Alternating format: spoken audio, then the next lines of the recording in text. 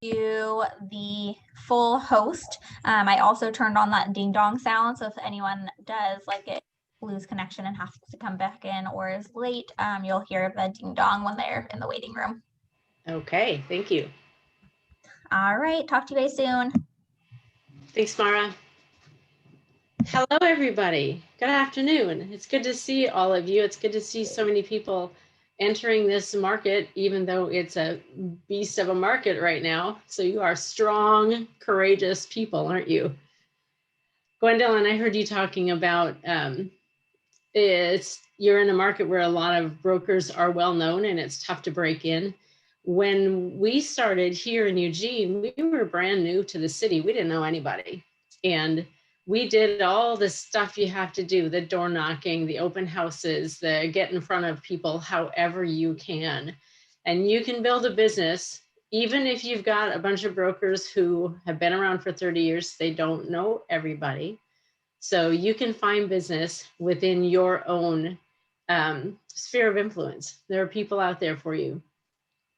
I need to know, please, I really appreciated hearing everybody's just what your activities are, what you've been doing, what you've been attempting to do as far as reaching out and getting contacts, making appointments.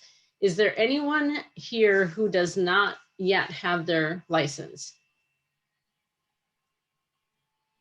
Nice. All right. We do this Win the Buyer class. I've been teaching it for a few years now, and I want you to know straight up front that I have the manual that you have in front of you, and we will loosely follow that today. We will get to some of the information, some of that we will cover very briefly, and I also add in information that I've learned is very valuable to buyers agents. As we move through it. You are free to ask any questions. I almost always ignore the chat box. I'm sorry. So if you've got something to say, wave your arms or something. But we will move through this class and we do breakout sessions for practice. And the very first thing that we do is call time. If you see on your page number 8, it should be page 8 for you, where in the middle of the page it says record your results. Your goal is to call for 20 minutes. We do call time during this session. And I heard some of you say you have made contacts today and others have said, I haven't done any yet today. This is your opportunity. And speaking of the chat box, I'm going to put a script in there that you can use. And what you're going to do is scroll through your phone, scroll through your Facebook, your address book, planner, whatever you have. I just put a script in the chat box and it goes a bit like this. Hi, John. I'm calling to, I earned my real estate license. I'm in a class right now and we're having a contest to see who can get the most referrals. Who do you know who needs to buy or a home or sell a house? And if they say, I don't know anybody, say, well, thank you for thinking of that. Do you think maybe you know someone who recently had a promotion? Maybe they had a baby or became an empty nester. And you want to answer questions like that to start getting them to think, who just graduated from college, whose kids just moved out. So they start thinking of people in those situations and they're like, oh, you know what? My friend's kids just moved out and they want a smaller house. And if they say, oh yeah, my neighbor Bob Smith, he recently told me he would like to sell his house. Thank you. Would you be comfortable sharing their contact information with me? I really appreciate the referral. And if they say, no, I better talk to Bob first, that's completely fine. Still tell them thank you for thinking of it. And then say, thank you, I've got to run. I'm going to try to win this contest. So that was a real quick run through this script. Jamar, hello. Welcome. I was just explaining what we're going to do for the next 15 minutes, and I would like you to leave your video on, mute yourself, obviously, but leave your video on, and I'm going to do the same thing. I'm going to make my calls. I'll show you what I use here. We do 20 contacts. This is old news, or it's actual paper and pen that I write down. I write down who I contacted, and if I had a conversation, I circle the number. And if I didn't reach them, I just write them down. And my goal every day is to have 10 conversations or make 20 attempts. So if I talk to 7 people, I have 13 more attempts that I've got to do. If I talk to 10, I'm done with this sheet and I move on to the next one. So everybody has their own way of doing it. Some people want to talk to 20 people a day. More power to you. Some people know that they can only manage 5 conversations a day. Fine, whatever works for you that isn't real easy and also isn't too easy. So challenge yourself, you know, set a goal and say, I'm going to talk to 7 people every day or 12 people every day, whatever it is that will work for you. That's just how we do it on our team. Let's see, we've got some more people coming in. Brody is here too. Brody, can you hear me? Yes, I can. Hello, Brody. We Hello. are going to do some call time. And in your chat box, did you all see the script in your chat box? I'm not seeing that script there, Tamara. All right. Probably because I sent it to everyone. Interesting.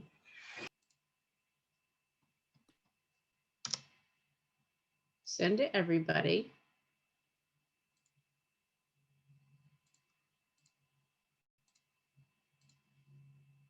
Nobody can see it. Well, how can you do this if I can't show it to you? Everyone.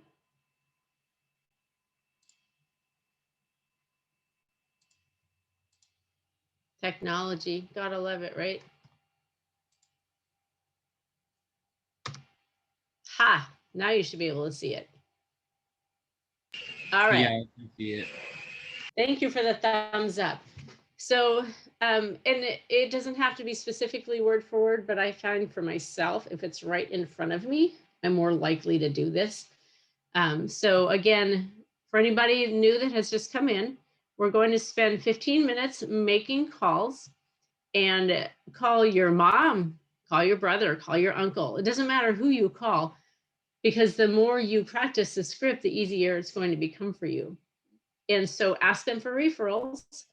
Keep track of how many people you talk to, how many people that you maybe left a message for, and how many referrals you got. And just go through this script right here, personalize it, whatever's comfortable, but stick with it, and let's see what your results are when you come back. So let's see, it's 24, 125, 35, 40. We'll come back together at about 140.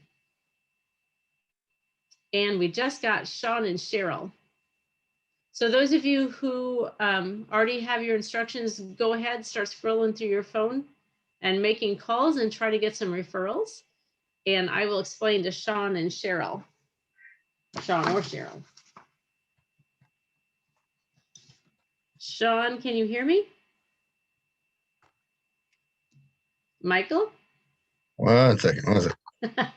Okay. Yeah, I can hear you. Cheryl or Michael? It's Michael. I don't know why I did that. I got to change it every time. Oh, that's all right. Hello, Michael. I'm Tamara. How you doing? I'm good. You joined us right in the middle of, since you're here, I'm going to go ahead and send this again. You joined us right in the at the beginning of our call time. Michael, we are calling anybody that we know that is in our phone, Facebook friends, your mom, your uncle, your brother, and using the script that I just put in the chat box. Do you see it, Michael? Yeah, I'm pretty sure it showed up there. It Yes. says, hi, John, Yep. I'm calling to let you know I earned my real estate license. Perfect.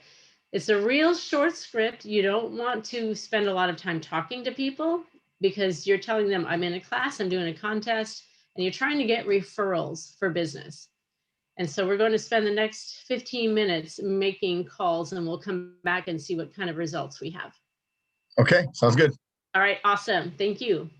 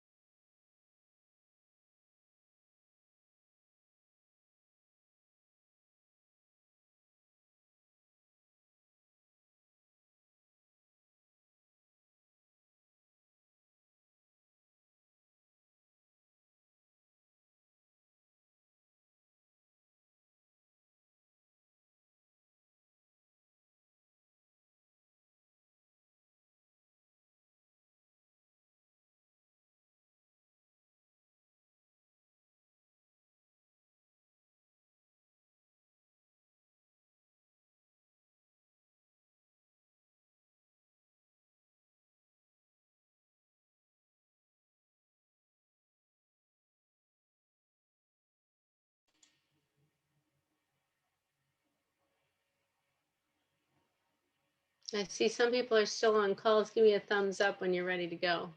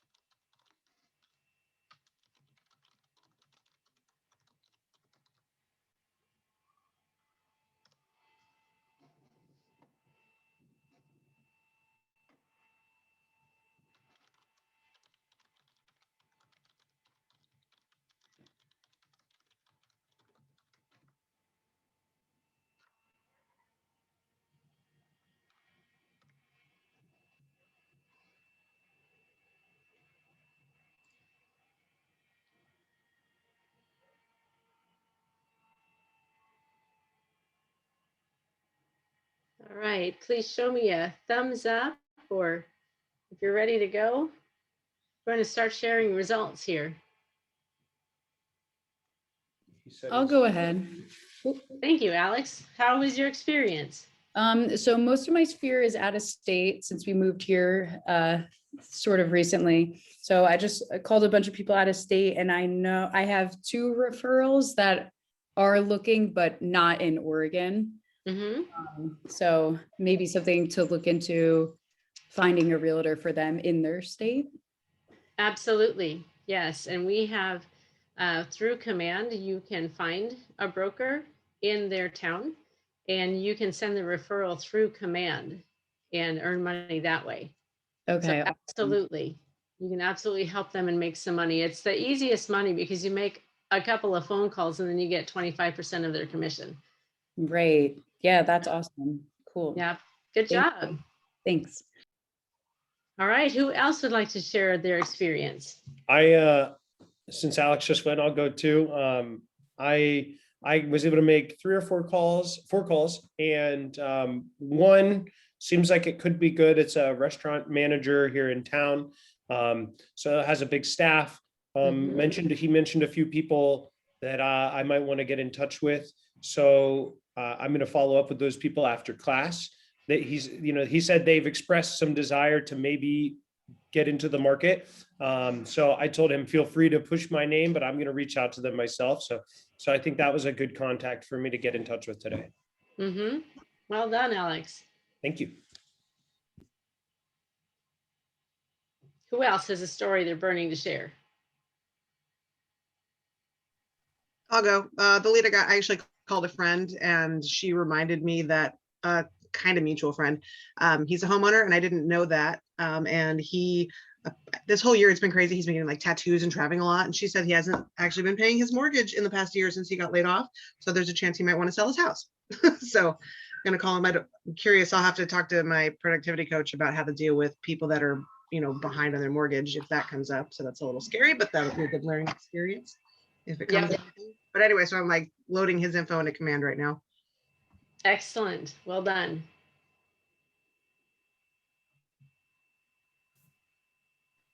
Speaking of people not paying their mortgage, did banks do deferrals for people who couldn't work, because of their profession?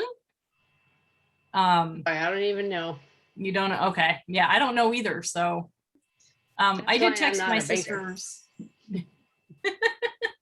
and mention to them that my business cards finally came in. So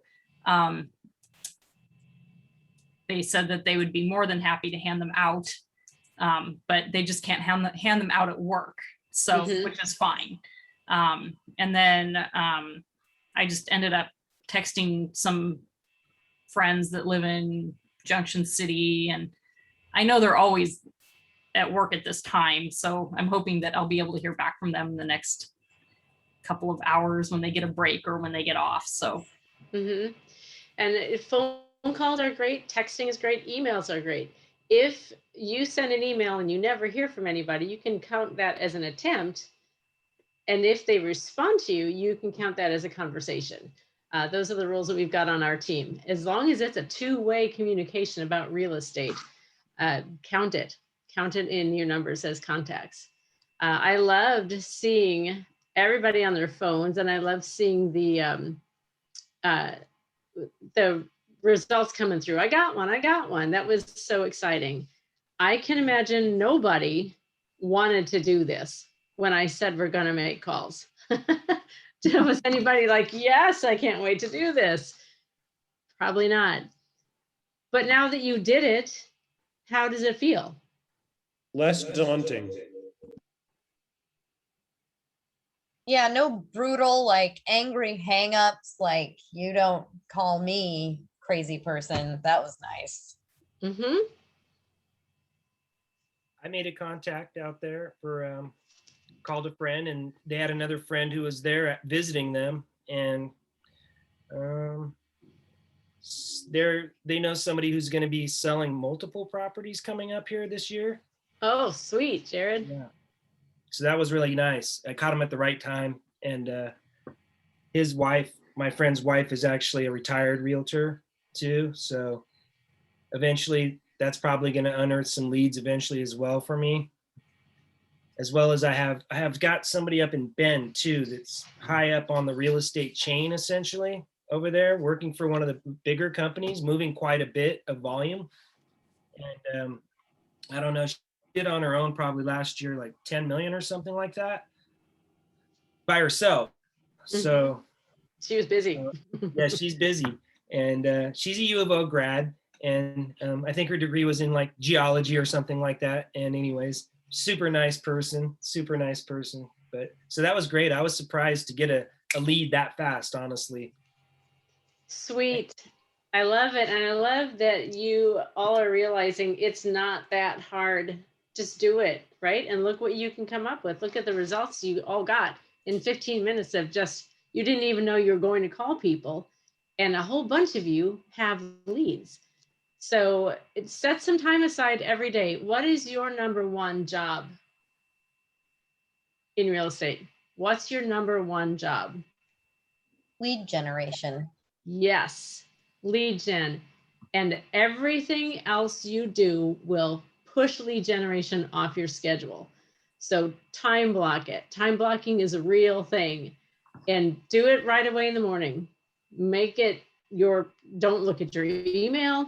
Let your dog out if you have to, but do what you have to do to prioritize lead gen. And it can be as simple as what you just did in the last 15 minutes, and you can get leads. So well done, everybody. I'm impressed. Y'all did actually better than most of the classes that I've taught as far as just getting on the phone and doing it and your results. So good job. Y'all get a star for the day.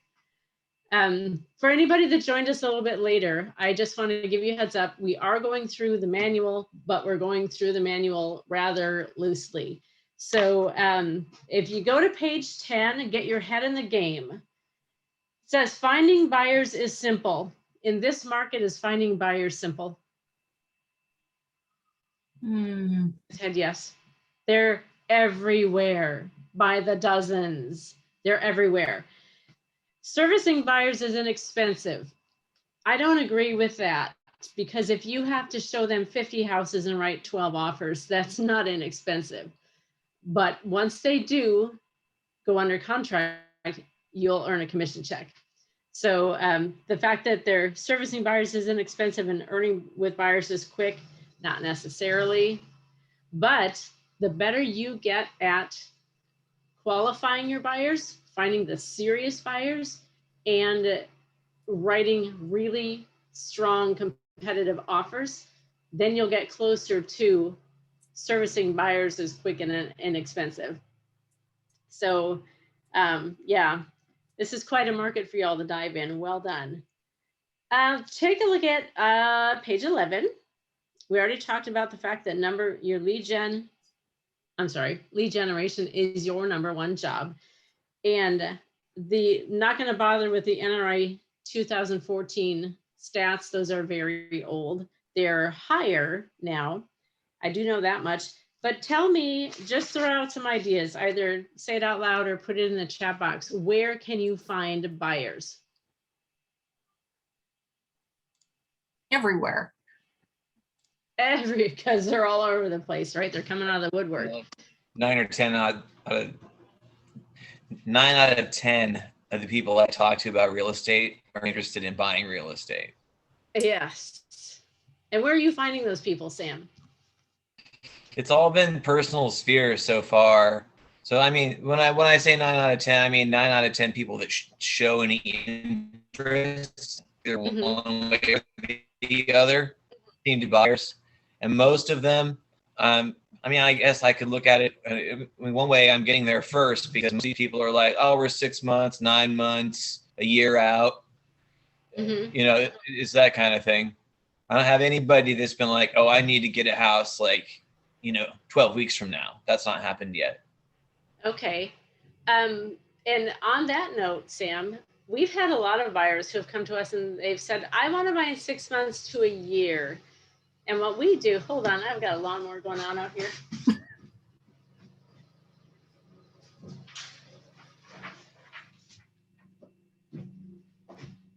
Sorry, my neighbor loves his riding mower. When you get a buyer and they say we're not going to buy for X amount of months or years, put them on a property search anyway. Create an RMLS prospect profile, use Command to create a search for them, and start sending them listings anyway.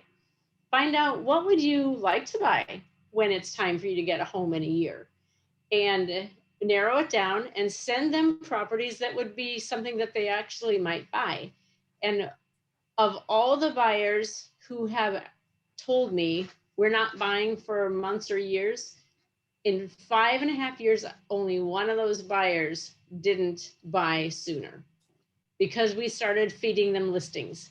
And what I tell them is, if I send you listings, by the time you're ready to buy, you will be a much more educated buyer because you will have been watching the market, which, yes, that's true, but you're also tempting them with all these houses. And so they start looking, they start dreaming, and more often than not, they buy sooner. So I have been trying to take that tack. I put them into the database and keeping it in regular contact with them. One thing too, with the appreciation rates going up so rapidly, I'm like, the sooner you get in, the better, because $100,000 is $100,000. 15 months from now, you might not be able to get anything like what you want, if you're working within a budget. So the thing is, you don't want to kind of look like you're being over aggressive about convincing someone to work with you, at the same time. So I've kind of been trying to temper that. I don't want to be overly aggressive, but I do want to keep them, I do want to be at top of mind for them. And that's perfect. And, like I said, the way you present it is saying, I just want you to be an educated buyer by the time you do buy a home. You are serving them well, and you are, because you're helping them watch the trends. And right now, you can always say, hey, rates are the best right now that they would probably be in the future. They're hanging low, and they've been low for a while, but they're inching up. And if you wait a year, you will be able to buy less of a house than you can today. It just put those ideas in their head. Don't have to be pushy about it. Just educate them on the market and the conditions. Where else can you find buyers? Open houses?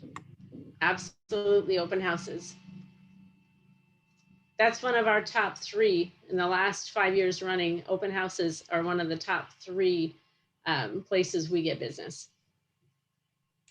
In Eugene, Springfield, which is where my I guess you would call it my parent shop is, they don't have anything right now, and I've been trying to get into them, but without going 2 hours away, I'm kind of stuck. And honestly, that was sort of leading to part of my my feeling like I was sort of not doing enough. I wasn't accomplishing enough. So don't worry about that. We're always going to feel like we're not doing enough.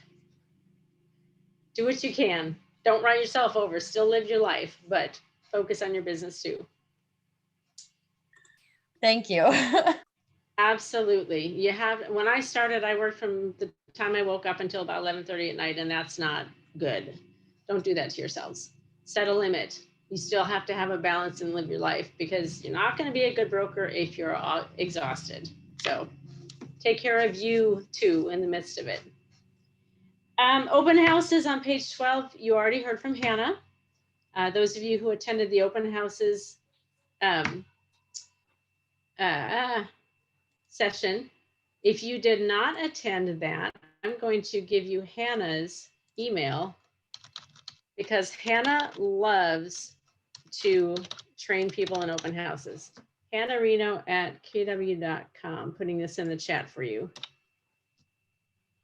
She absolutely loves to train brokers in open houses and have you shadow. So reach out to her. She isn't currently doing any open houses just because of COVID and our office's take on the risk in doing open houses. But absolutely ask her questions, use her as a resource. And when she starts doing them in person, you can shadow her. She'll be completely fine with that. You won't ever be bothering Hannah. All right, carrying on. Oh, do your market research. This is the fun one. I like this one. That's jumping ahead.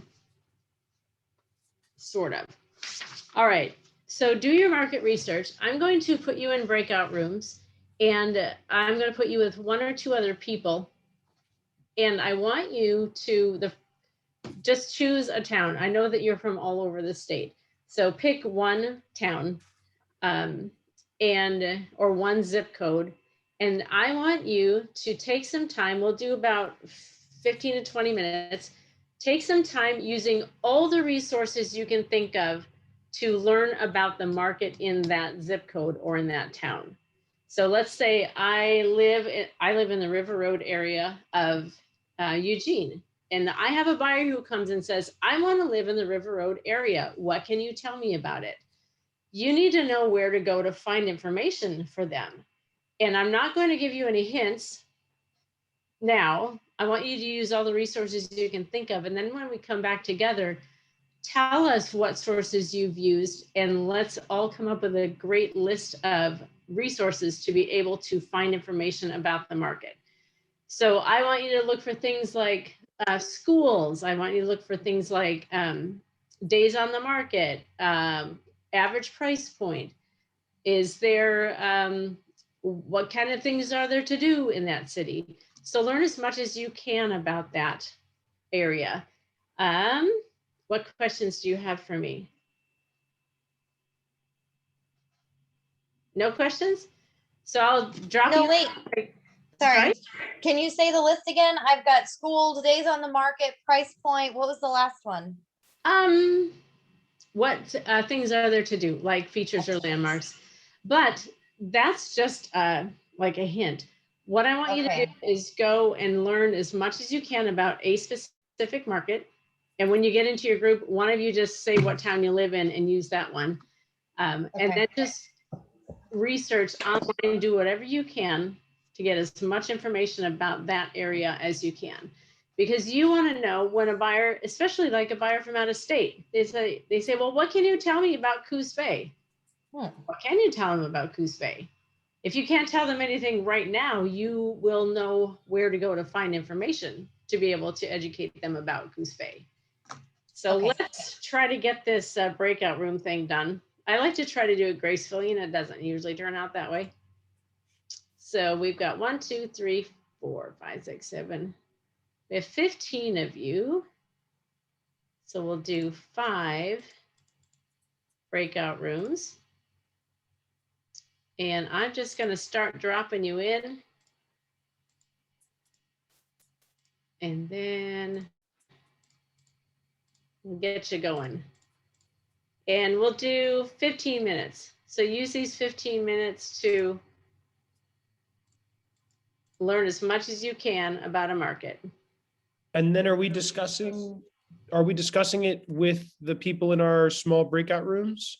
Yep, work as a group. So pick one area, one city, one zip code, and then all of you put your heads together and use as many resources as you can to learn whatever you can about that market. And then when we come back together, I want to know, what did you learn about it? And what resources did you use to get that information? Okay. All right. And we're almost going. Here we go.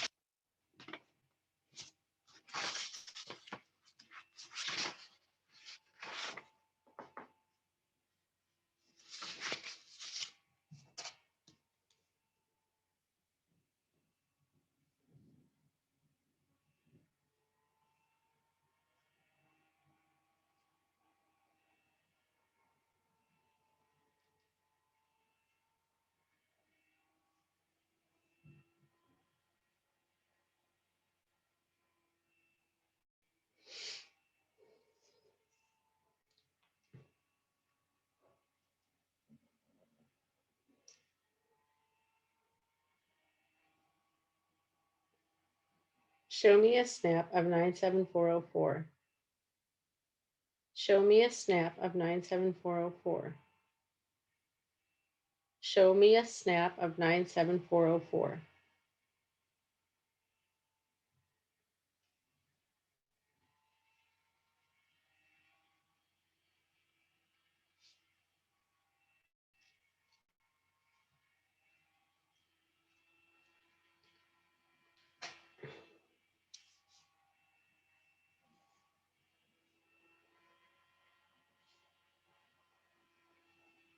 Snap 97405.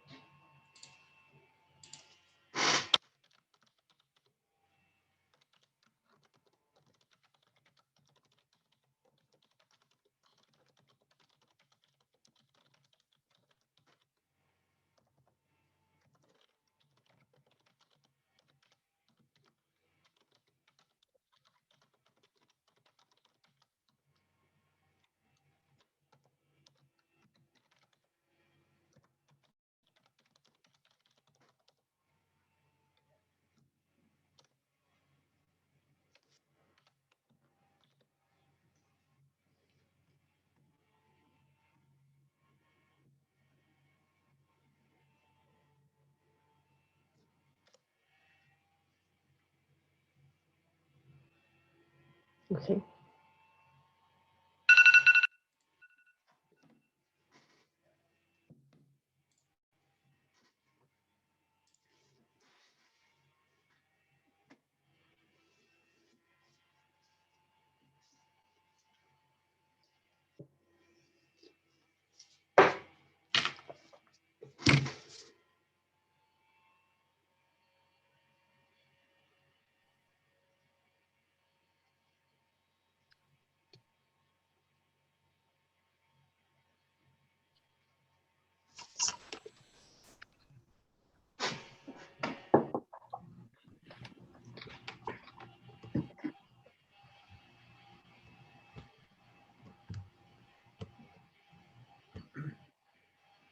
Welcome back. We've got just a few more coming in about 10 seconds.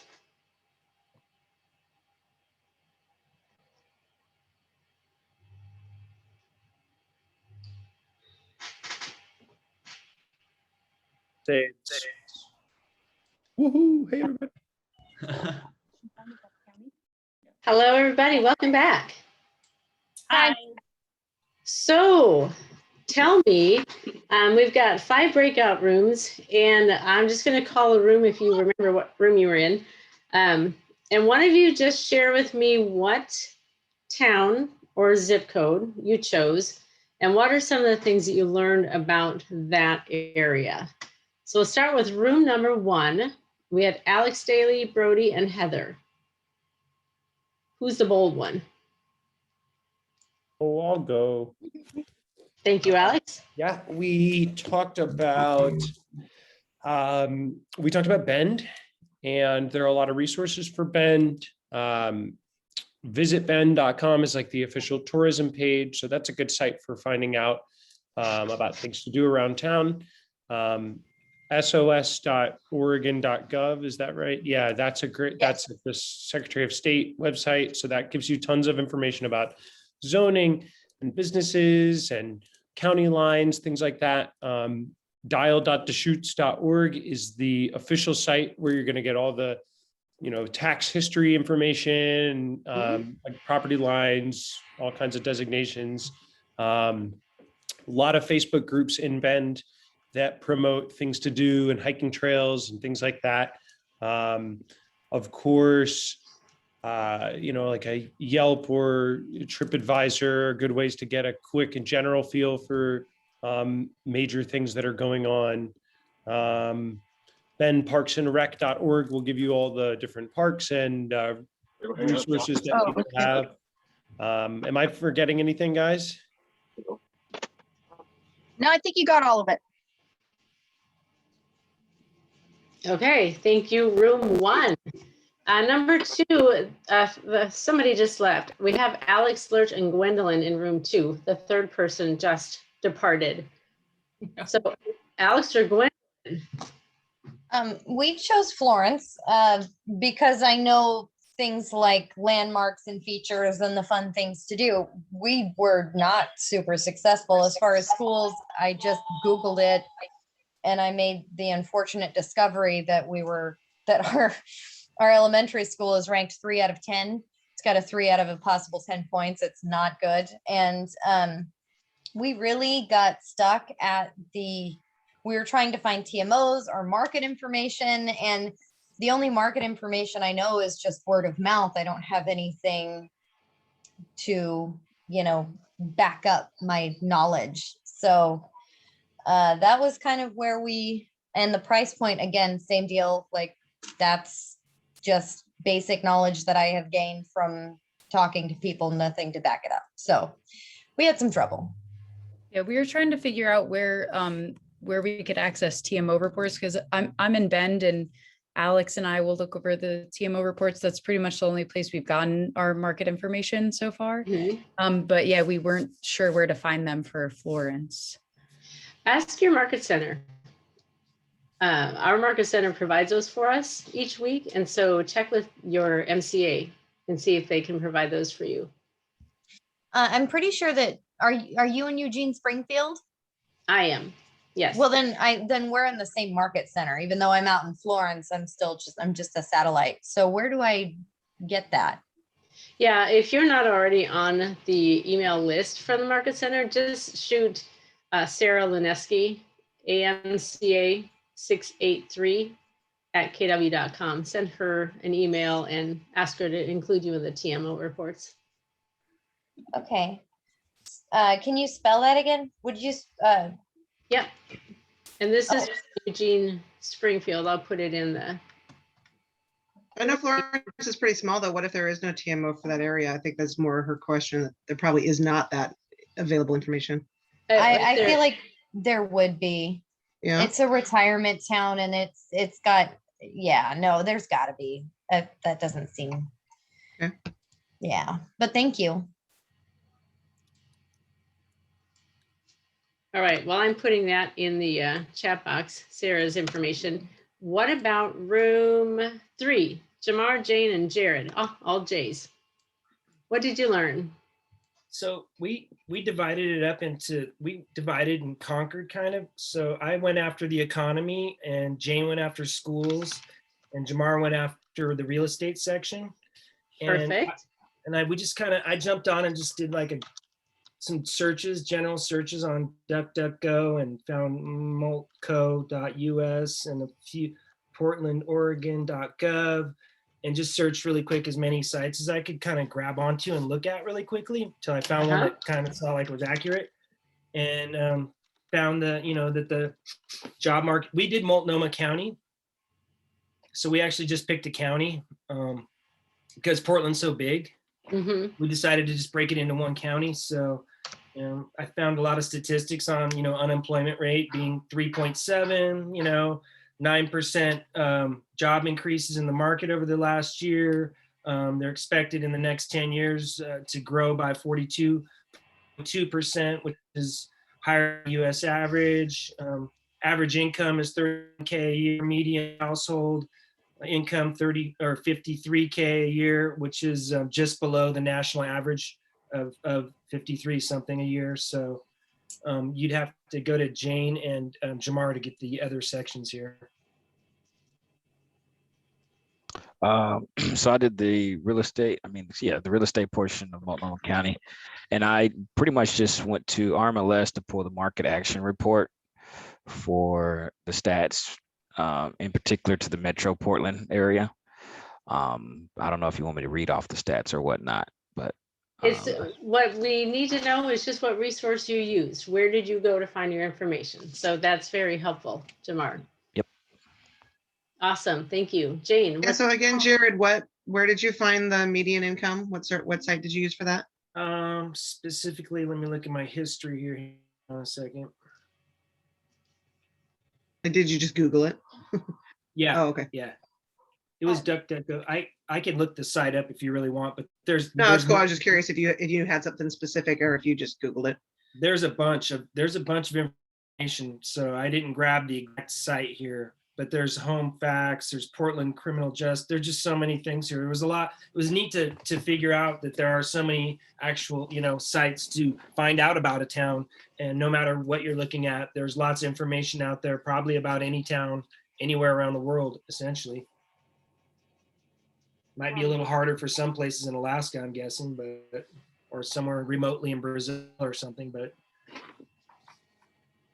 Jane, what did you have to share? I use Leech.com, which give me a lot of information on all the school districts in the county, and somehow I think I have a little bit reservation taking the whole county as the research subject part because it's so big. So normally we would probably looking at like a zip code or a couple of neighborhood. So which I can use zip code. I think it's called zip code. Zipdatamaps.com. I think that gives you more of the neighborhood information about schools, about crime rates. So the Leech.com give you a variety, a lot about, you can narrow down to district to a little smaller. That give me all the information on the school district, what's the comparing, what's the, the demographics of students and teachers and performance wise. So I thought that's a good resource. Mm-hmm. Excellent. All great resources. How about room 4? Leah, Michaela, and Natalie. We decided to do the River Road area because nice. I know people that live there, and then I also know people who are looking in that area. Mm-hmm. So to buy eventually. Looked at the 4J School District website for elementary schools, high schools, and middle schools, like where they're located, kind of like what they're, I know that River Road Elementary School has been torn down and rebuilt because homes in that area have essentially anywhere between the 1950s to, new construction had been put in there. So it's a wide variety of pricing and housing styles, and also a lot of shopping availability, easy access to freeways, and how many pendings, it was just mainly RMLS, school district, and then shopping websites for that area. And it's also, a great way to kind of like get to Junction City without having to get on Highway 99, just like auxiliary roads and stuff like that to get to other places in town. Yeah. So I looked up, I put in a random address for that area because I'm in Portland. I don't know that area at all. And I pulled up a Trio for the address, and I looked up kind of the comp showed the average home price, home age in that area to be in the 1950s. And there's this newer subdivision, and the median income was on there. So the Trio gave me some good information. Mm-hmm. Excellent resource. I also just started searching on the RMLS when everyone started talking about Florence, and I actually found this really cool statistical just market trends and market stats on the RMLS, and then I was able to pull up now like the total. I just did like for the past year, which I know is probably going to be a little crazy, but I mean it says like even in just, I currently have it for Florence, but I mean, for like the River Road, I could have like the total listing of the year, how many sold, the minimum price sold, the max, the average, and it like gives you like the months of inventory and a ton of graphs. So that's also like a pretty cool resource that I just found. Excellent. I wasn't able to find any of that stuff. I don't know, maybe I'm just not as familiar, but my RMLS page is just like my profile, and I don't even have any tabs or anything that I can click on to engage a search. I don't know I don't know. I can show you later if you want. We can stay on Zoom or like resume, and I'll show you what I've done. Thank you, Natalie. Yeah. Let's see, room 5, Nicholas, Sam, and Sonia. So we all individually, like Sam did RMLS and Nicholas did Zillow, and I just did Google. And I Googled like the zip code we chose, which was 97202. And I found this website that actually gave me a lot of information. It's called bestplaces.net. And it just pointed that direction of the area of the zip code, and it gave me the unemployment rate, the media income, the media home price, the age, the population. It even talked about the lowest price it can go, the most expensive listing, the largest homes, the pros about the area, like why people would want to move there and select that area and why they wouldn't. And they have 198 public schools and 90 private schools. And it even gave me the percentage of like that, why people go there. And it's 42.4% higher than US's average in that area. Good findings. Sam and Nicholas, do you want to add anything to that? Yes, I worked with the RMLS, and might be a bit slow, and RMLS is a little clunky, but I did find that there's not that many homes on the market. I did a search from $1 to $2 million, and there's only like 5 houses currently active. One of them went pending while we were in this conversation. So, and then, there's a pretty long list of pendings. But basically the oldest listing goes back to September. Then the newest one is like just last week at 420. So those are the, that's what's up right now as far as what's available in Sellwood. And then, inside RMLS, it tells you what schools are around there and et cetera, all that back end information on RMLS. Mm-hmm. Sounds like the market all over the state. No houses for sale. Nicholas, did you want to add anything?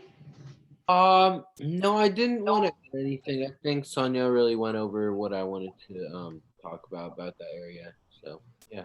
Perfect. All right. You all mentioned a lot of different resources, and I'm just going to throw a few more at you. Your Keller Williams app, you can use that. RMLS, mention that, or MLS. RPR, Realtor Properties Resource. That's excellent source of information. Neighborhood and city sites, you mentioned that. RLID, Regional Land Information Database. If that's just, I believe, Lane County. So whatever site you have that you go, like somebody mentioned, I think Michaela, you got a Trio. You go to your county site and look at the information there. And I want to show you a cool thing if you don't know this already. Do you have the Cali app? If you have the Cali app, open it up. And this is something that can make you look real smart when you're standing in a house with a client and they say, well, what about the neighborhood? Or what about this or that? So open up your Cali app. So is this just the Keller Williams app you're talking about, or is this specifically a Kelly app, like K-E-L-E? This is Kelly. So Keller Williams, the app is the, you can see it, KW. This is the Keller Williams app, but the blue one, that's your Kelly app. Oh, that's I'll have to get that. How do you spell it? K-E-L-L-E, Kelly. And you can download it for free. And here's a cool thing you can do. Once you open your Kelly app, let's say I want information about the market in 97404.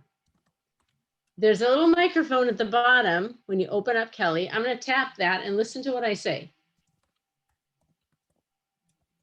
Snap 97404.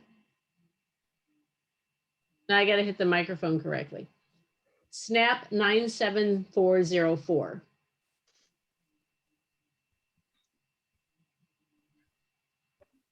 All right, so all I did was say snap 97404, and I get this this little report here, and you open it up, and it tells you how many are active in this zip code, how many are pending, average days on the market, average list price, average price per square foot, et cetera, et cetera, et cetera. So it's just a matter of as quick as that, snap, and then say the zip code. And sometimes you can do neighborhoods. I haven't found a lot of success with that. Let me try that one. See if it works. Snap Rosetta.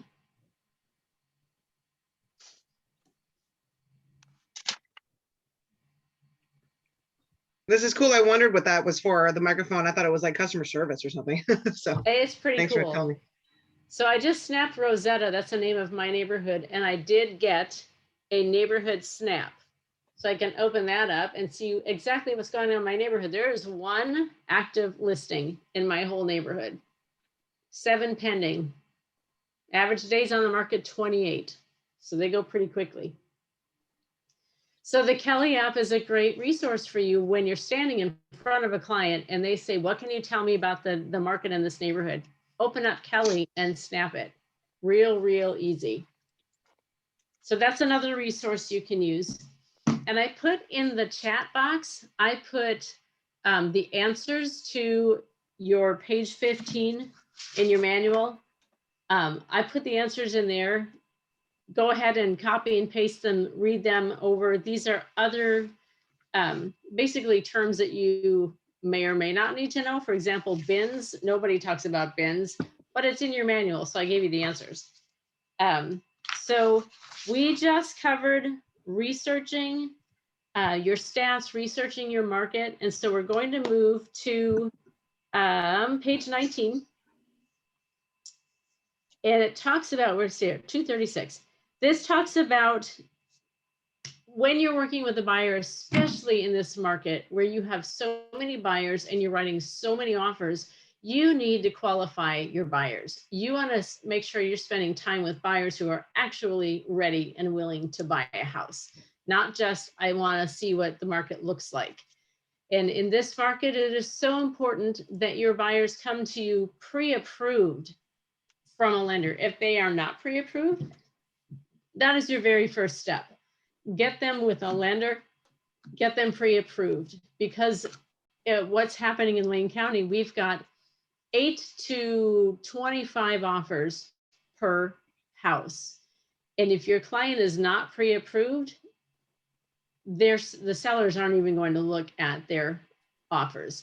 So definitely get them pre-approved before you even start writing offers with them. Lead gen, we said, was our main job. And we lead gen to get appointments, right? So you want to qualify your buyers. You want to make sure they're ready, willing, and able. And this page 19 gives you a couple of ideas here at the bottom where it says when a buyer calls on a property that they saw, they're calling because, one, they want to eliminate the property. With a quick call, they want to determine if the house is a potential. If it doesn't, they don't have to see it. Or 2, they want to eliminate you. Until they're ready to make a move, they want to avoid salespeople. So when you get a call from somebody who wants to see a property, you want to find out, are they serious buyers? Are they just curious about the market? And so there are a series of questions you can ask them to help determine if this is where your time should be spent right now. And if you move over to page 21, This is a buyer lead sheet that comes in real handy. And you can have it in paper, you can have it digitally. After a while, you're just going to remember the questions to ask the buyers. But this buyer lead sheet will give you a good idea about whether or not they're serious and ready to buy now. So we're not going to cover this because you can read and you can use this if you choose to. I'd say just have a bunch of them wherever you work, wherever your desk is, at home or at the office.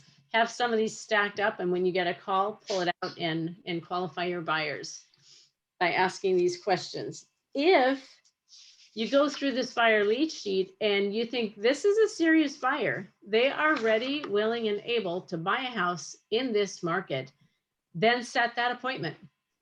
And I've heard, we for years called it a buyer consultation, but a consultation is somebody talking at you.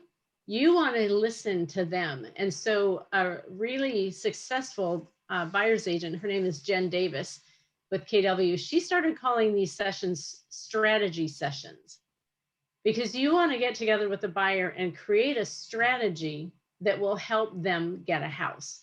So you want to find out what they want and what they don't want, so that when you start looking at properties, if they say, I have to have a 2-car garage, and you see properties with a 1-car garage, eliminate it. Don't bother showing it to them, because they already told you, I have to have a 2-car garage.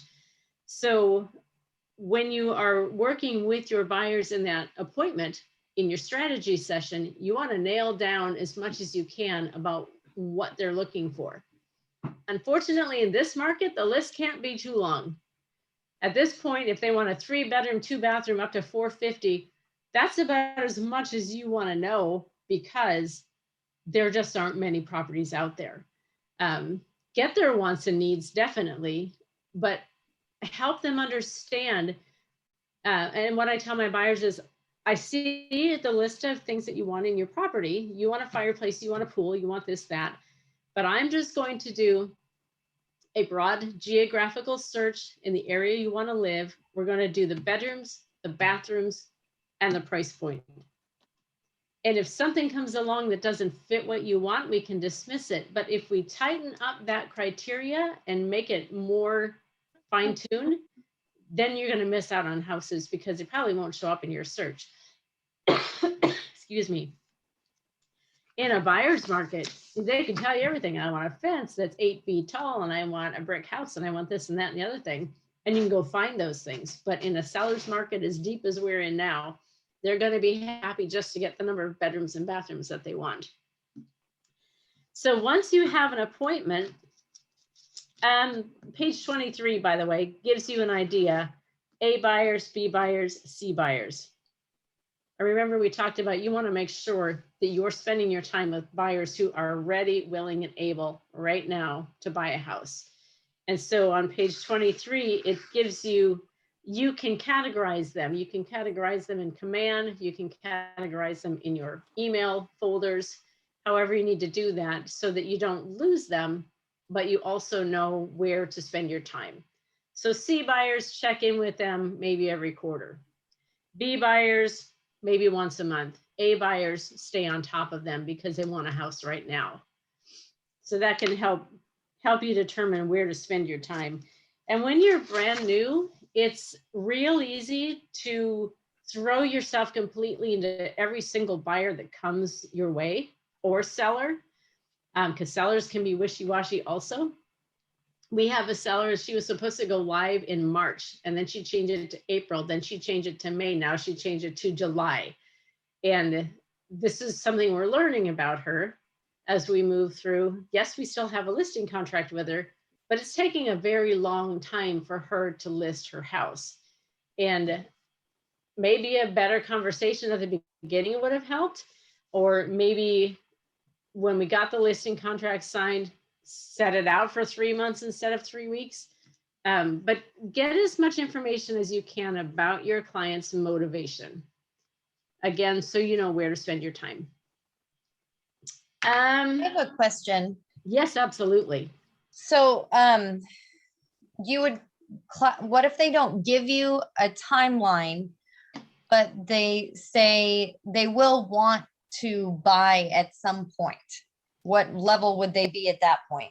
Because I know this is an example from my own experience. I know that he is probably ready. He's a co-founder of a very big nonprofit in Roseburg, Oregon. I'm not certain if he is willing. I think he's maybe a little nervous, or he's just not ready to take the next step. Where do I place him? Is he an A, B, or C buyer? I would probably put him in as a B buyer. I would get him on a property search like we talked earlier. And that search is going to automatically send him listings. So as far as that buyer is concerned, you're reaching out to him 3 to 5, 8 times a week because he's getting listings from you because of that automated search. So in the buyer's eyes, you are actively working on finding a home for them because they keep getting listings in their inbox. And then just check in with them every couple of weeks. You know, what are you seeing, the properties that you're getting? What do you like about them? Which ones are not a good fit for you? And, you know, just fine tune what he wants and your understanding about what he wants. And then that will help you too.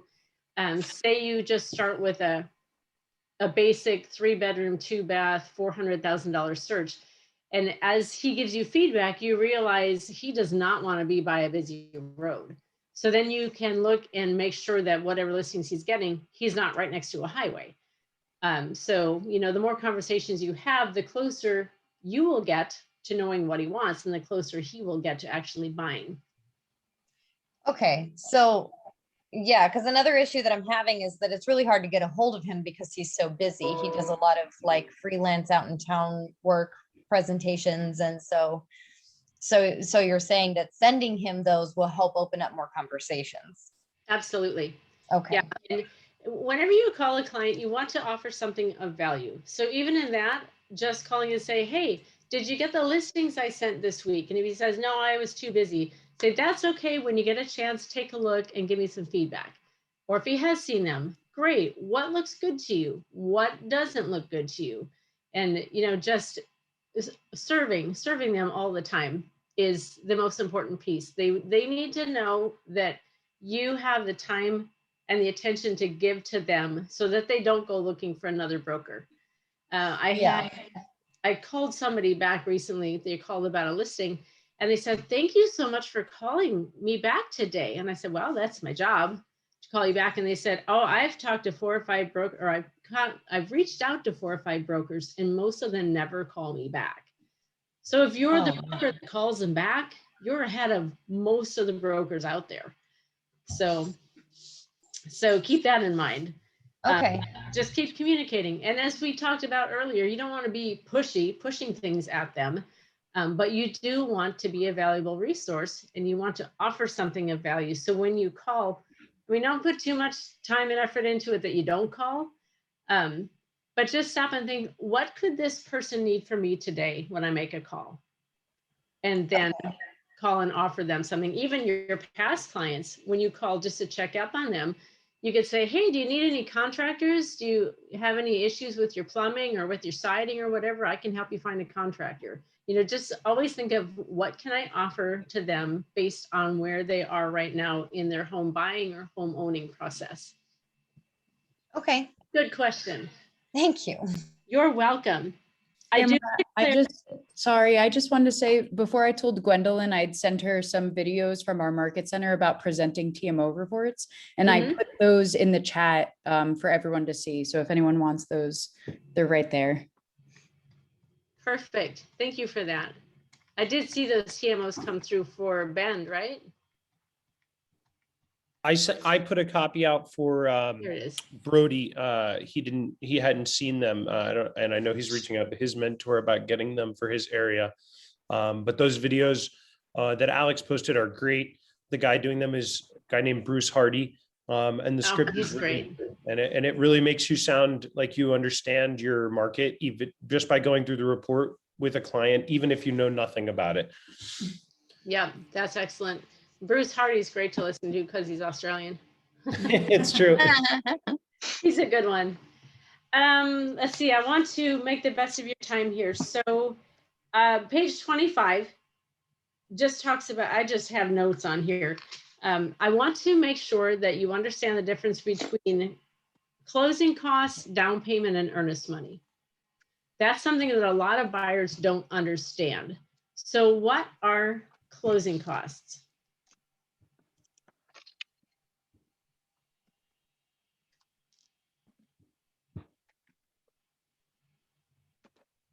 Anybody? Does that fall in with your appraisal, your inspection, title search, things? These are the cost process, or? Right. Closing costs are things that have to do with your title and escrow fees, the deed recording fees, any lender fees. All of those are extra. So if somebody says, I have $10,000 for a down payment on my house, do the closing costs come out of that $10,000? No. No.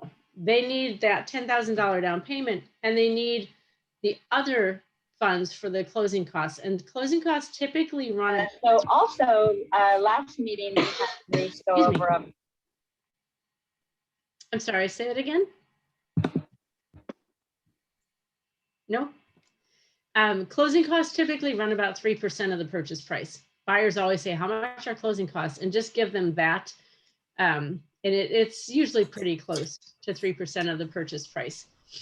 So closing costs are over and above. Think about buying a truck, paying the base price for the truck, and then putting on nice wheels and louvering the hood and stuff like that. Those are extras. So those are your closing costs. Those inspection fees and those appraisal fees, those are not counted into closing costs, or are they? They are typically the inspection. What I've seen, Sam, is the inspection the buyers pay for when it happens, and the same with the appraisal. They pay for that when the appraisal is booked. So those don't usually end up in the closing costs, but yes, the buyers do pay for those. And then the down payment and earnest money. What is earnest money? Earnest money is your initial commitment to, of money that could go to the seller if something went wrong with the deal, but that comes out of or is included in your down payment. Is that correct? Perfect, Alex. Yes. If your buyer has a $10,000 down payment and they're doing $3,000 of earnest money, when you write out that sale agreement, you say the purchase price is $300,000. The earnest money is $3,000. The balance of the down payment is $7,000. So the earnest money does come out of that down payment, and it goes towards it at the close of the sale. And but I'm like, sorry, go ahead. I was just going to clarify. My audio went out a little previously when you were talking about closing costs. Mhm. That's referring to like a loan origination fee and like title and escrow fees. Right. Title and escrow fees, recording fees for the deed, anything that might be on there, like if there's a home warranty that needs to be paid for that's coming out of closing costs, different things like that. Okay. So the closing fees are over and above your down payment. And that's the biggest thing. A lot of buyers don't know that unless you tell them. They think I have $10,000 down payment, I can buy a house. But they don't realize they need another $7,000 or $8,000 closing fees. That's going to also include like your lender's title insurance, right? Mm-hmm. Yep. Those are all in there, Sam. All right, cool. We have more fun stuff to do. And all of this is in your book. Take the time to read it when you can. We already talked about getting the appointment. And the buyer consultation, which we have started calling strategy session because of Smart Jan Davis. When you get a buyer to have an appointment with you, it's best to have an appointment in a public place, either at your market center, at a coffee shop, when they let us sit in coffee shops. If you are going to meet somebody at their home, if there's no other option, please have somebody else who knows where you're going. Make sure that a friend or another broker or your market center knows where you're going, particularly if you don't know the client you're going to meet. Now, in our market center, we have something called the Orange File. And the orange file is, it works like this. I go to show a house on Main Street in Springfield. I don't know the buyer, never met the buyer before. And when I go to the house, I start thinking there's something not right here and I might be in danger. And so I will call my office and say, hey, I'm at 123 Main Street and I completely forgot the orange file on my desk that has the information about this. Could you please go and get that for me? And as soon as the people in my market center hear me say orange file, they call 911 and they send somebody for help. So check with your market centers to see if they've got something like that in place, just to be watching out for your safety. But when you have that buyer consultation appointment or your strategy session, again, try to have it in a public place where you know that you're safe, they're safe. And even if you use your market center during the weekend, I will always say, come on in, we have a conference room available. The other brokers here are not needing it. There might not be other brokers there, I don't know, but I'm not going to let that buyer that I've never met or the seller know that we could potentially be completely alone here. So be watching out for yourself. And then when you're doing showings, never put yourself in a position where you don't have a way of exit behind you. You don't want to be stuck with a buyer or seller between you and your way of escape. So it's an unfortunate thing we have to mention, but do watch out for yourselves. Take care of each other. Okay, I'm going to share a link and I really hope this works for you because this is on your pages 31 through, I don't know. That's really helpful, isn't it? There is a guide to buying your home, and I'm going to share mine with you. And buyer presentation. All right, let's see if this works. When we sit down for a strategy session, we don't, all right, I can't even get it to copy and paste. Hold on, there we go. Can you share your screen? I'm actually going to share the link with you so you can have it. When we have a strategy session, we have this buyer presentation. It's the home buying process packet. We have that with us, but we don't usually go through the whole thing. We don't go page by page through what you see here on page 31 through, let's find the end of it, 39, 40, 41, 43, 31 through 44. That's an example of a home buyer's packet that you will take to your buyer consultation or email the digital copy to them. And this course suggests that we go through this whole thing. We don't have time to go through the whole thing, but I wanted to share mine with you just to give you an idea of what we do give to the buyers. And we say, here are a lot of answers to the questions you might have about the home buying process. I'm always happy to answer those questions for you, but take this home and look it over.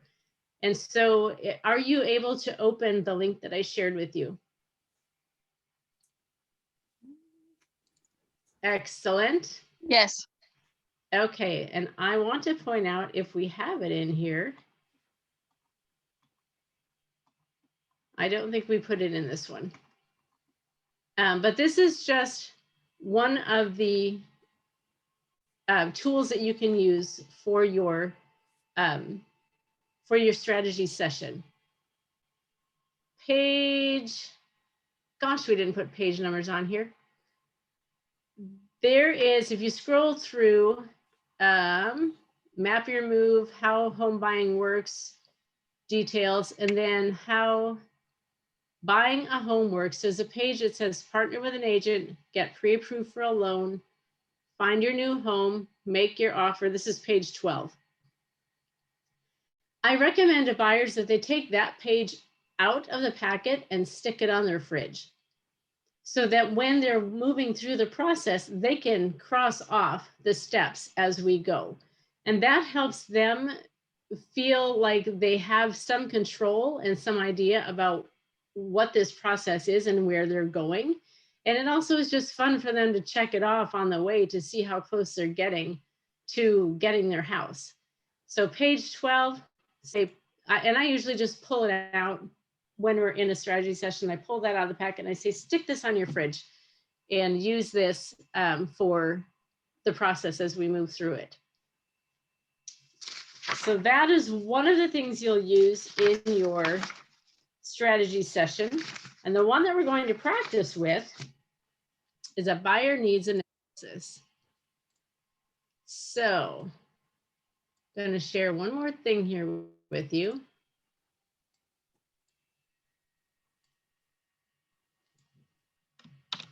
And I see some yawning. I get it. It's long and it's after lunch.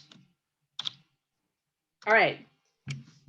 The link that I just shared with you is a buyer needs analysis. And this is what you'll pull out in your strategy session, and you will go through this with your buyer because you want to know what they're interested in, what motivates them, what do they want, what don't they want.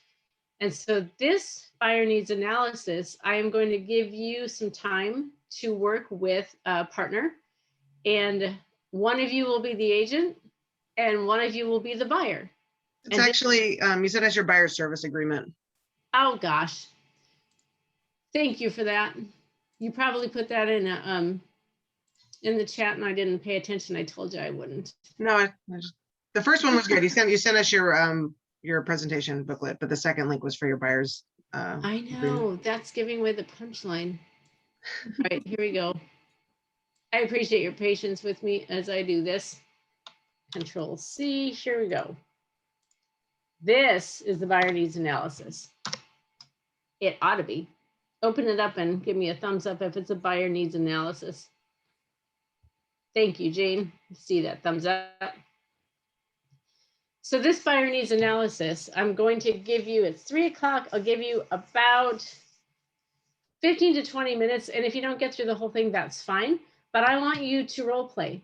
You are meeting with a brand new buyer. You know nothing about them, and you need to get these answers from them. And buyers, you need to participate with them. Hold on, Nicholas is trying to get back in. And tell them what your dream home is. Tell them what you want. And just work through this buyer needs analysis with your partner. Do you have any questions before I put you in a breakout session? Do you want us to play both parts? Do you want us to go through it as the seller and then switch with the partner and then go through it as the buyer? One of you will be the agent and one of you will be the buyer. Okay. And you'll have about probably 20 minutes. And so if you finish, if the agent and the buyer finish, then you can switch roles and use the rest of your time as switching the roles. Cool. All right. So we're going into breakout sessions again. And if you end up, let me see how many there are. There are 14 of you. Perfect. So we're going to go ahead and put you together with a partner. And as soon as you go, let's see. I'm putting you in rooms. And then just go and role play as the agent and the buyer. One more room to go. There you go. We'll see you in about 20 minutes.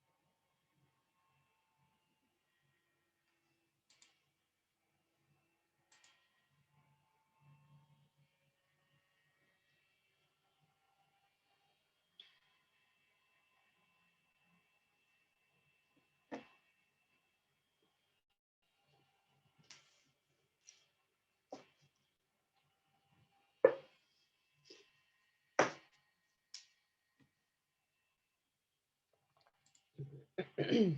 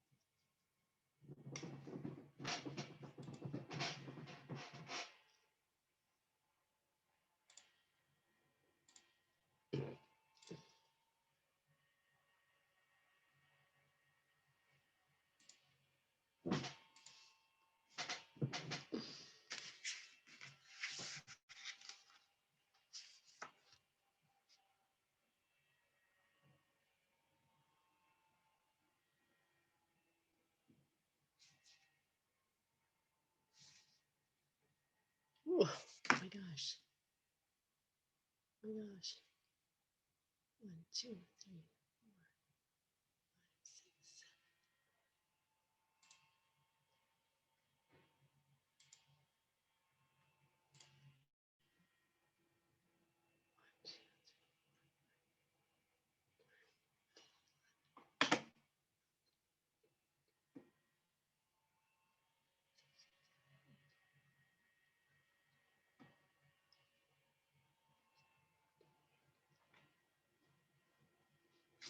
28.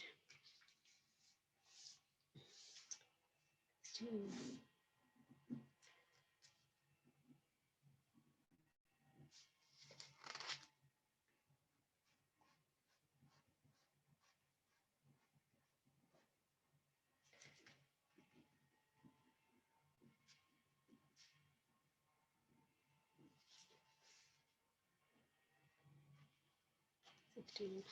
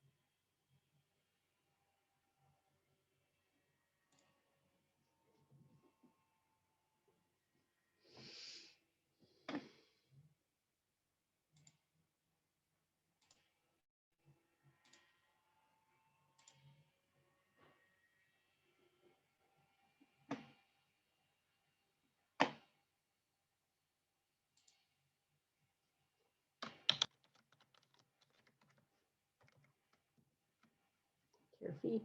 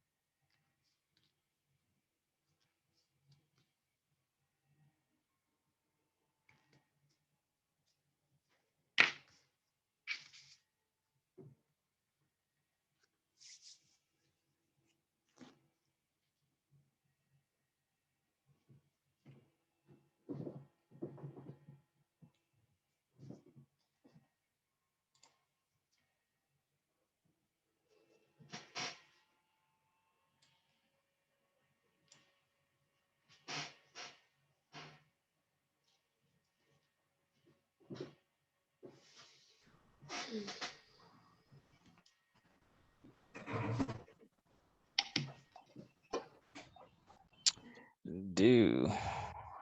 Welcome back, everybody. We needed more time. Yeah, we were having such fun. So much. That's good.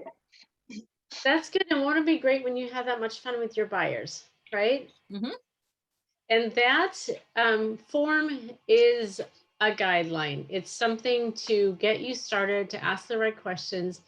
And I usually tell buyers that the strategy session, excuse me, will take about an hour, depending on how many questions they have. So that gives you the freedom to, if they're done sooner, great. If it takes an hour and a half, great. But it sets the expectation that you're going to be spending some time with them. Your manual shows that you first do that buyer presentation that I shared with you. By the way, that design came from Command. It's in Command Designs. You can find it and create your own buyer presentation. That one we have in a folder that we give to them, say, take home and read it, except for page 12, stick on your fridge. And in your manual on page 45, it says close for the agreement. And it says to do that before you do the buyer needs analysis. We switch them around.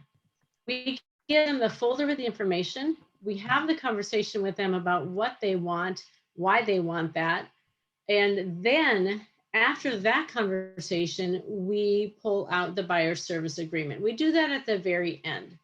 Because to us, it seems kind of weird to say, here's information about how to buy a house. Now sign here so that I can be your broker. They don't know you yet. They haven't communicated with you. They don't know if you're going to listen to them. So we switch it around and do it last. So go through the buyer needs analysis with them.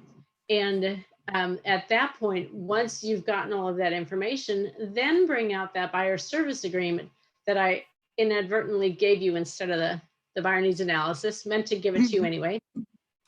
So that link is in the chat. The buyer service agreement is a contract between you and the buyer. And there is a version in Zip Forms. There is a buyer broker agreement that looks a whole lot more like a Zip form, RMLS form, more like a contract than the one that KW created. We like the KW one because it's a lot more user-friendly, a lot more white space, and it still does the same thing. So, just let your client know you are going to work very hard on their behalf, and you are going to be committed to them until they find a home, and you would like that in return. Because a lot of buyers don't understand that they should work with one broker. They should commit to one broker. And if you don't explain that and set that expectation, then they'll call every listing agent out there and say, hey, I saw that house is for sale. Even though they already talked to you, they call a listing agent and the listing agent says, well, have you signed an agreement with anybody? They say no, and then they take that buyer. And it's always important too for you, when you meet a new buyer, ask them if they're already working with another agent. Because if they are already, then you don't want to step on any toes. And if they say, yes, I'm working with, John Smith, then ask, have you signed a buyer service agreement with John Smith? And if they say yes, then hands off. Obviously, if they're standing in front of you in an open house, still give them information, but don't recruit them as your client. And if they say, no, I haven't signed anything with John Smith, then say, well, I would love to interview for the job to be your broker. Would you like to meet me at, and then try to set up an appointment? Because if they haven't committed to John, they're fair game. So keep that in mind and get a buyer service agreement. Most brokers never get buyer service agreements. And so they have no commitment at all for the buyer. And it's really all about that, helping them understand we're committing to each other here in this process. And then I also tell my buyers and my sellers, I say, think of me as your real estate concierge. Whatever questions you have, ask me. And if I don't have the answer, or if that's a question for your lender, or if that's a question for your tax advisor, I will tell you that. But that way you don't have to try to decide, oh, who do I call? Do I call my broker? Do I call my lender? I just tell them, call me. I'll be your resource and I'll get you the answers, or I'll send you in the direction where you'll get your answers. And so that simplifies the process for them as well. So they don't have to be trying to figure it all out by themselves. They have you to do that for them. And my very favorite compliment at the end of a transaction, whether seller or a buyer, my very favorite is when they say, well, that was easy. And they have no idea what we've done behind the scenes to make sure that they get that house or sell that house. But for them to say that was easy, that is a huge compliment, because that means you did your job. No, I love that buyer service agreement that you have. Is that something that you guys all use in your market area? That is the one that is available that our market center created. But you are free to copy it, put in your address, your logo, go ahead and use that. That's the one that's available to us in our market center. Do we all use it? No, but but it's there for you. Cool. And that one we can find in Market Leader, but it's old and outdated. So you can just take mine and copy it. And again, the buyer presentation, that is in Command Designs. And then the buyer needs analysis, I don't even know where you find that. I just happen to have it in my file. I don't even remember where we got it initially, but take it and use it. And by the way, the buyer presentation in Command Designs, that can be, ours is also digital. We can print it, but we can also send it in digital format, so that where it says, click here to get my app, or click here to search for homes, or click here for my website. They can actually do that from the presentation that you email to them. So check out those resources. Tamara, can I just ask, oh, sorry. Go ahead. When you are presenting, when you're doing your buyer's presentation and you have this packet of information with you that you said you give to them in the folder, do you walk them through that presentation, or are you just talking about the needs analysis and sort of having that conversation, and then the buyer's presentation in the folder is like some separate material for them? In our buyer presentation folder, and we've got a bunch of KW folders, and we put in the 3-page Oregon agency disclosure pamphlet, the one that everybody's supposed to get. That is in there. Our buyer presentation is printed and in there. The needs analysis is in there. Anything that pertains to them specifically, like, they like homes in a certain area, put a few of those listings in there, whatever you think they might need. But the basics are in every folder. And with the buyer presentation, the big thick one, I say, here is the home buying process for you. Take it home, read it when you get a chance, ask me any questions you have. But today's session is really all about finding out what you want and how I can serve you. And again, like page 12 is the only thing I say, take this out and stick it on your fridge, because it's a whole bunch of reading material and you're not going to sit there and read it to them.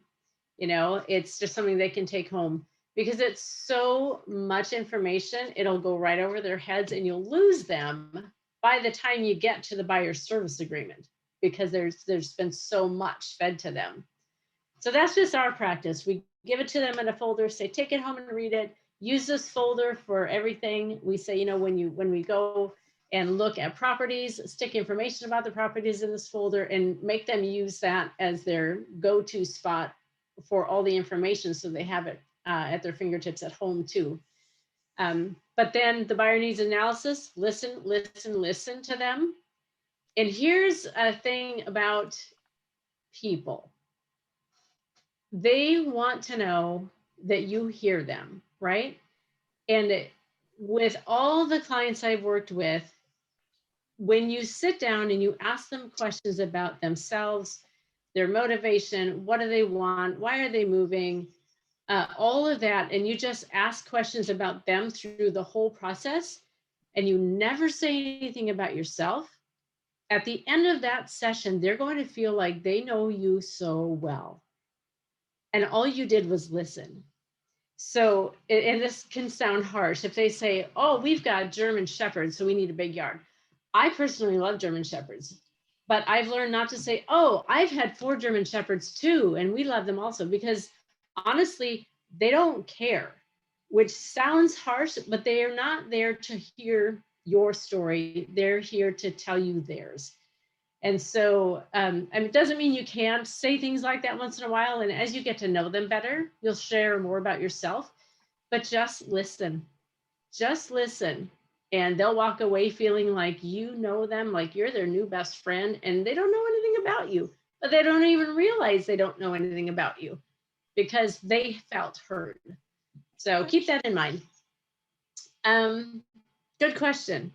What other questions do you have?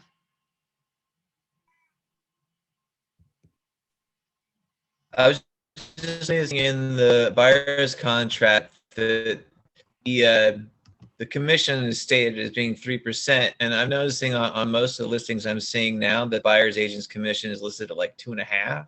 Mm-hmm. So is it? I understand that it would be important to agree upon a percentage, but is there a way that you find to word that in such a way that that's negotiable or that it can change? Or do you all just stick to that 3%? I mean, does that even work with a listing agent? You're like, no, I want 3%. Like, or is that, how does that work? Those materials. It's a good way to put it. Yep. Now the percentage that the buyer's agent commission, that has already been decided between the listing agent and the seller. So when buyers come to you and say, well, I want to work with the listing agent so that they can get a cut on commission, that discussion has already happened. When you market a listing, the seller already knows they're going to pay 6%.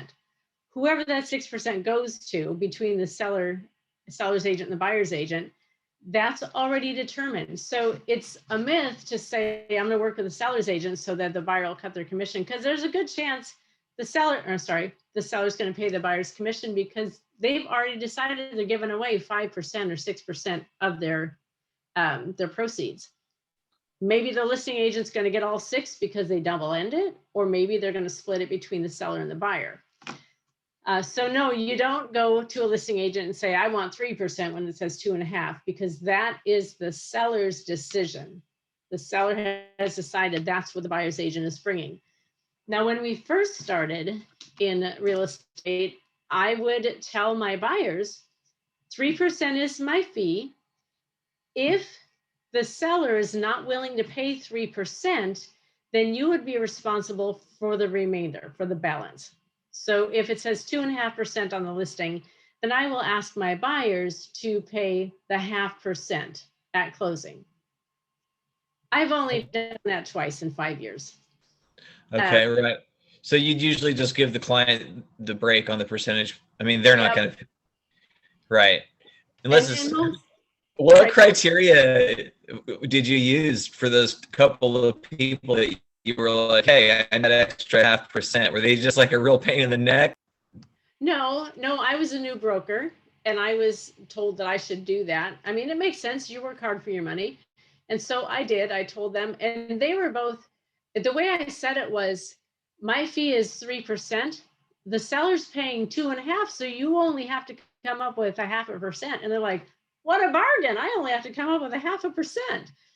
But, so may I ask why you didn't continue that point of view or that procedure with more clients? Was it just like us? It's not really about that extra 0.5%, or? Exactly. For me, it was a personal preference. It was like, our buyers are already putting out enough money and going through enough in this, especially in this market. I just got to the point where I thought, I don't even want to ask him anymore. And I probably would have made a lot more money in the last 5 years if I had, but it was just a personal preference to me. I thought, I'm here to serve buyers. And it does say on that agreement that the sellers will pay my commission. And so that is the expectation for buyers, that they don't have to pay you anything. And so I just didn't feel right about asking them. It was just me. But you can, because the contract says your fee is 3%. So you can ask them to do it. Right, and you can be like, hey, I'll tell you what, I'll give you a break. You know, you get in the process, like, it's so expensive. Like, here, I'll tell you what, I'll take a 0.5, percent price reduction here just for you. I don't know. Oh, I know. And really, both of those clients thought that they were getting a deal because the way I presented it, you only have to pay 0.5% because he's doing 2.5 of the 3. They're like, oh, sweet. So it's, it's totally a matter of preference, Sam. You can do that or you don't have to. But that's a good question, definitely. And any other questions about the buyer's service agreement?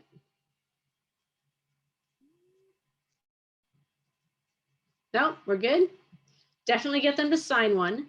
And this one that I gave you expires in 6 months. And Hannah, my buyer's agent, is going to change that to 2 years because it's taking buyers so long to find a house. So she's gonna change that and keep them on the hook for a lot longer. All right, it's 3:38. We are going to do one more thing and then you're gonna go and enjoy the sunshine. I just want to know, and we're going down here, we just lost one. Tell me something that you got out of today that you can take away and use. So one by one, give me something that you learned today. Practice for talking to a buyer because I haven't had a buyer yet. Excellent. Actually, the questions for me was great because I've been I've scheduled an appointment. I actually have a buyer, but I haven't sat down and did a buyer's consultation because I've been working with them for a while, but I didn't know how to approach a buyer's consultation and what questions to ask. So the questions gave me a great segue into getting all the information that I need to be able to help them along the process versus them telling me what houses they want to see. Excellent. I think the Kelly app is a big one for me. I had no idea about the Kelly app. The script that we did for the 20 minutes actually got me a potential lead right now that I'm excited to call right after this. So that's awesome. It was kind of nice doing that and actually having a script because I have a bunch of different scripts. I just don't know what would work. And that one just clicked for me. So that helped me a lot. And you can use it for a while because you're a new agent. You're in this class for a while, aren't you? You're always learning. Yeah, I like that script a lot. I feel like I could do that all the time. Like, I don't need to be in this class, but I could call them like, hey, I'm in the middle of a class and I only have 20 minutes. Can I just, and that's like a cool way to get off the phone quick. You don't have to be like, oh, I need to catch up with this person. You can be like, I just want your information and then hang up on them. I like that a lot. Right. And that's the point. Make it quick, right? And Sonia, I loved your, that website. What is it? Or bestplaces.net. That's awesome. I'm gonna use that. Okay. People actually happy to hear call from me because I always assume people don't pick up the call. These people just text. I really haven't called very many people, for the past couple of years. I think just using text or Facebook messaging. So I talked with 2 people and they were really happy to hear from me. So that was so maybe phone calls work. Mm-hmm. I'll call on you if you don't volunteer. It's hard to say what one thing because I just feel like it was very informative. I actually took a different approach, which I realize all of you advise against, but I decided that I want to be happy at the end of the day. What I do, really happy with it, and so I've been reaching out to people who are having issues, who are not going to be able to buy right away. And I'm going to foster those relationships. And I'm also going to look for my ready now people for sure. And those will probably take priority. DIYs that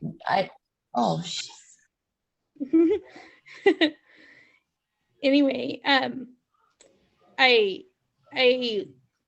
actually ended up meeting with one of those people a couple of weekends ago, and it wasn't formal like this. It was more of a like, hey, let's just kind of meet for the first time and get to know each other and just kind of talk about what the future holds. And then I'll put you in touch with my valuable information, which is my lender that'll work with you. But had I known about this presentation, I might have put a little tiny bit of it in there just to kind of get their interest even more piqued. So it was just a really informative class. I really enjoyed it. Thank you. Awesome. Thank you. I like learning about all the different places to go to find the information. Awesome.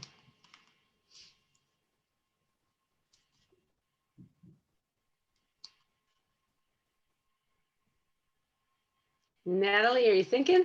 Well, yeah, it's funny because I was going to say all the information, like all the different sites on where to like get local information. So I think I'm gonna pretty much say the same thing, but it was really nice actually like locating a specific neighborhood and doing that like specifically.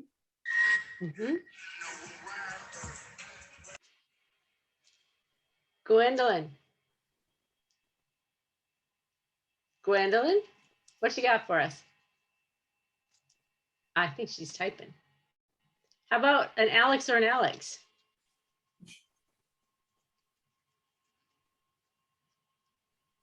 There's Gwendolyn. Oh, she can't hear us. Something is going right. Okay.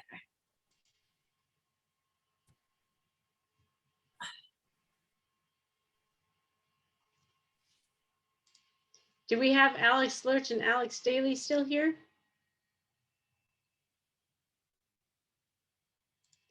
Maybe they're on a call because they're getting a referral, right? Yeah. Well, I'm going to let you all go. Thank you so much for your time. Thanks for being patient and for going through this with me and for being bold and brave enough to make those calls. Well done. And I wish you all the best. If you have any questions, actually, let me give you my email address because I love helping new brokers. Absolutely love. Tamara, that's me, sure enough.